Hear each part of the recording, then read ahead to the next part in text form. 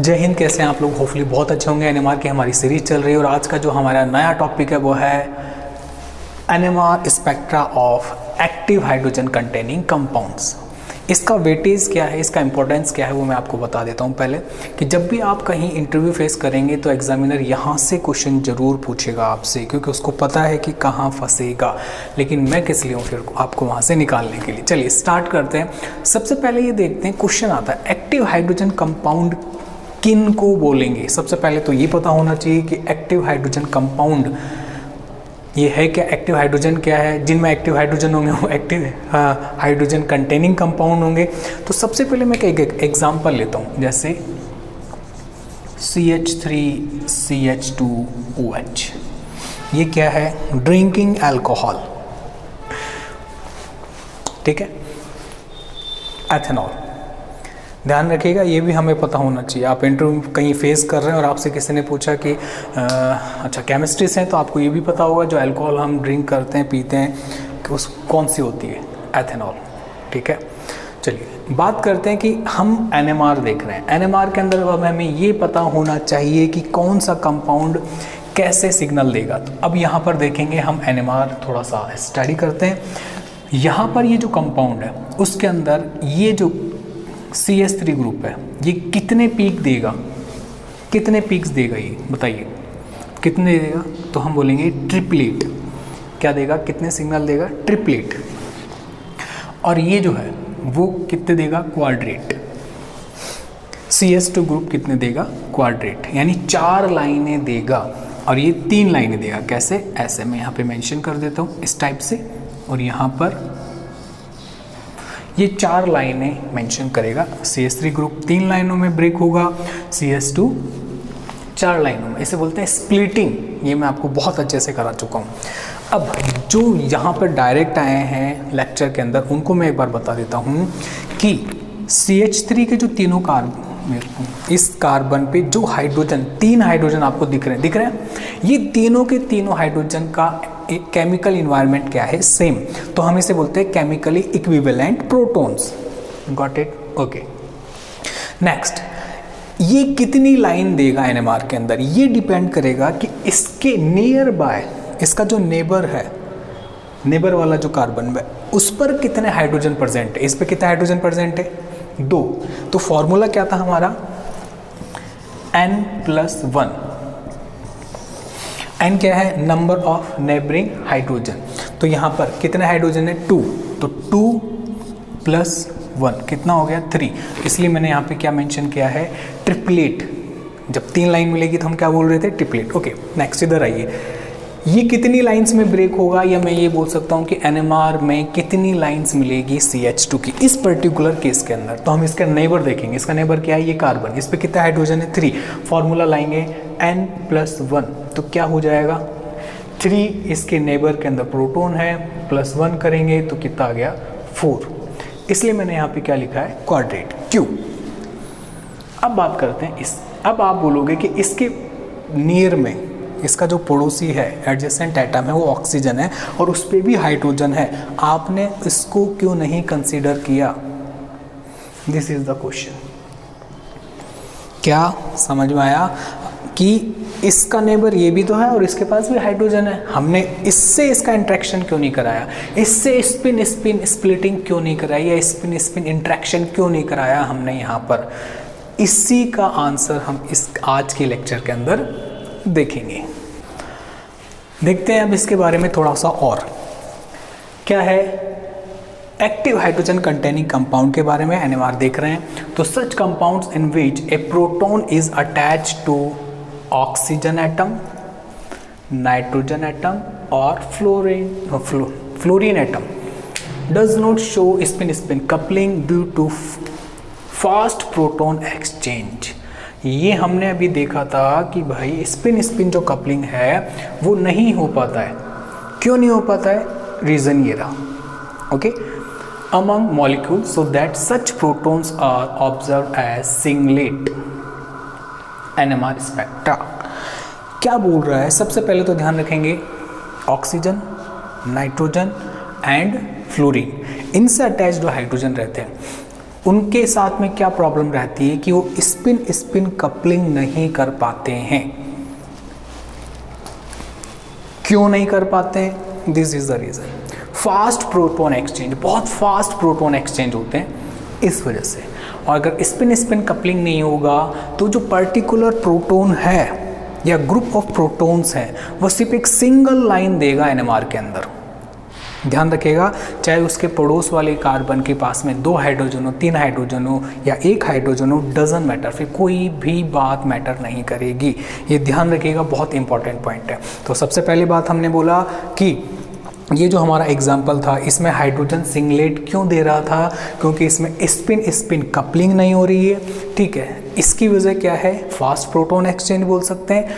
और इसी कारण क्या आ रहा है? सिंगलेट हमारे पास में क्या आ रही है? पीक आ रही है, एक सिंगल लाइन आ रही है इसके सिर्फ। जबकि आनी कितनी चाहिए? हमने जो सीखा है कि ये हाइड्रोजन, इस वाले हाइड्रोजन, ये कितने हाइड्रोजन है इधर? 2 हाइड्रोजन, तो 2 + 1 3, इसका ट्रिपलेट आना चाहिए था, लेकिन आ रहा क्या है? सिंगलेट। तो मैंने आपको ये रीज़न बताया है। चलिए, यहाँ पे जो हाइड्रोजन है उसकी डायल वैल्यू रहेगी ये। हम जो लेक्चर आगे आएगा उसके अंदर हम क्या करेंगे कि पर्टिकुलर एग्जांपल लेंगे और उनकी डायल वैल्यू लेके एक पर्टिकुलर एनएमआर ग्राफ बनाएंगे। अभी सिर्फ मैं आपको डायल वैल्यू की रेंज बता रहा हूँ। और ये जो हमने OH की जगह क्या ले लिया? NH2 group. इस हाइड्रोजन की जो डायल वैल्यू रहेगी वो कितनी रहेगी? 1 to 5। Got it? आप इसका स्क्रीनशॉट भी ले लीजिए। ओके, फास्ट नेक्स्ट पॉइंट क्या है हमारा? Fast exchange of proton occur in presence of impurities like H2O and acid. अब हमने ऊपर जो प्रोग्राम देखा है कि ऐसा क्यों होता है, तो इसके पीछे रीज़न क्या है कि जो फास्ट एक्सचेंज होता है वो किसके कारण होता है? एसिड आ गया, ये H2 मॉलिक्यूल आ गया और कुछ अदर इम्प्योरिटीज़ आने के कारण ऐसा हो जाता है।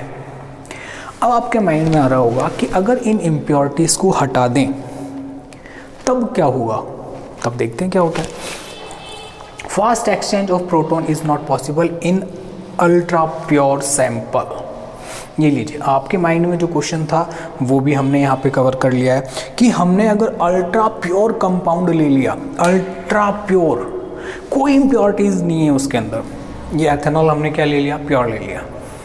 अब क्या होगा? अब जो होगा वो आपके सामने देखिए, ये दोबारा मैंने यहाँ पे मेंशन किया है और ध्यान से देखिए, यहाँ पे मैंने T लिखा है, T फॉर ट्रिपलेट। क्यों? अब ये हाइड्रोजन, इस हाइड्रोजन की NMR में 3 लाइनें हमको मिलेंगी। ध्यान रखिएगा, क्यों? क्योंकि जो इम्प्योरिटीज थी वो तो हमने हटा दिया, हमने इसको अल्ट्रा प्योर बना दिया। अब सिर्फ इसमें एथेनॉल के मॉलिक्यूल्स ही हैं। तो अब क्या होगा कि ये स्पिन स्पिन कपलिंग कर सकेगा इस नियर बाई हाइड्रोजन से। तो नियर बाई कार्बन पे कितना हाइड्रोजन है? 2, और हमारा फॉर्मूला क्या था? N+1। तो नंबर ऑफ प्रोटॉन नेबर में कितने हैं? 2। एडजेसेंट कार्बन पे कितने हाइड्रोजन है? 2। और फॉर्मूला क्या है? 2 + 1 N+1। तो कितने सिग्नल देगा ये, यानी कितनी लाइन देगा ये? 3 लाइनें मिलेंगी। यानी डायल वैल्यू तो उसका वही रहेगा जिस पे है, बस ये इसकी जो लाइन है वो 3 लाइनें मिलेंगी हमको ऐसे। Got it? ओके।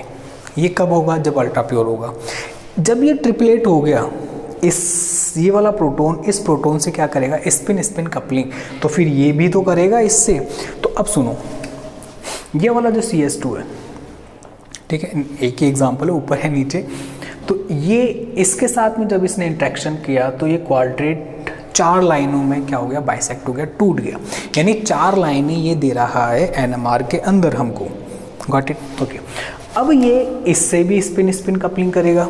क्यों? क्योंकि हमने अल्ट्रा प्योर लिया है। यही केस समझ रहे हैं हम? बात समझ में आई? तो हम इसे बोल देंगे डबल क्वाड्रेट। जिसमें डबल क्वाड्रेट, डबल क्यों लगाया है इसके आगे? तो सुनो, इसके नियर बाय में कितने हाइड्रोजन है? 1। फॉर्मूला क्या है हमारा? N+1। तो क्या हो गया? 1 + 1 क्या हो गया? 2। तो इसलिए मैंने लिख लिया डबल क्वाड्रेट। यहाँ पे भी मैंने मेंशन कर रखा है इसको कि अब जब मैंने अल्ट्रा प्योर लिया तब ये कितने पीक्स में टूटेगा? Double quadrate. और ये कितने में मिलेगा? ट्रिपलेट। हाइड्रोजन कितनी? 3 लाइनें मिलेंगी और इसकी 2 बार 4 लाइनें बनाऊंगा, 4 and 4 डबल क्वाड्रेट का मतलब। ये हम NMR में बहुत सारे एग्जाम्पल देखेंगे तब आपको समझ में आ जाएगा। और लेकिन अभी हमने सिर्फ ये वाला कॉन्सेप्ट जो है यहाँ पे क्लियर करने की कोशिश की है।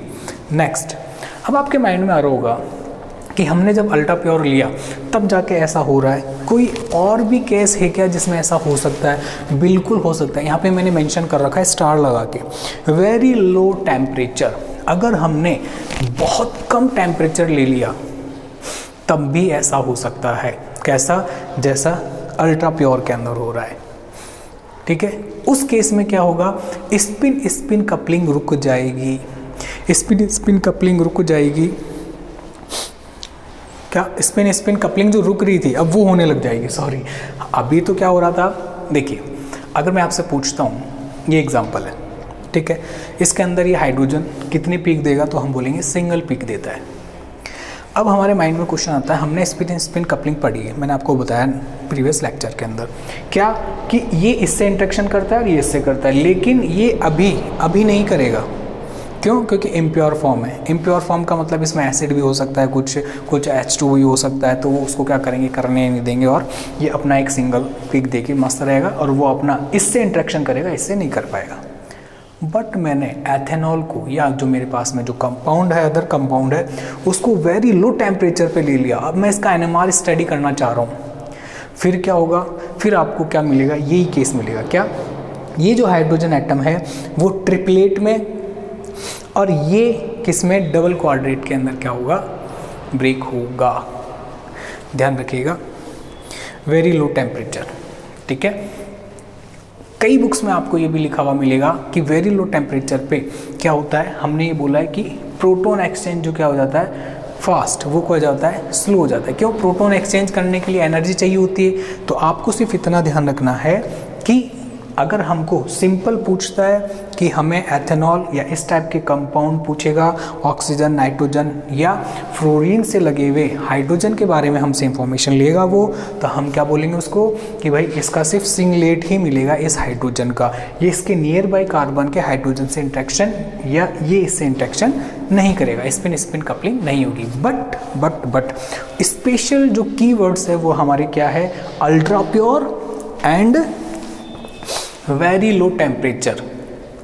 अगर जब ये आ जाएंगे तो हम थोड़ा सा एक्टिव हो जाएंगे और हम बोलेंगे कि अब यहाँ पर केस चेंज हो जाएगा, ये वाला हाइड्रोजन इससे इंट्रैक्शन करेगा और ये इससे इंट्रैक्शन करेगा, तो इस कारण इसका कितने पीक बनेंगे, कितनी लाइनें बनेंगी, 3 ट्रिपलेट, ठीक है। और अगर टेम्परेचर हमने कम कर दिया, सॉरी बहुत ज़्यादा कम कर दिया, वेरी लो, ठीक है, तब भी ऐसा ही हमें देखने को मिलेगा।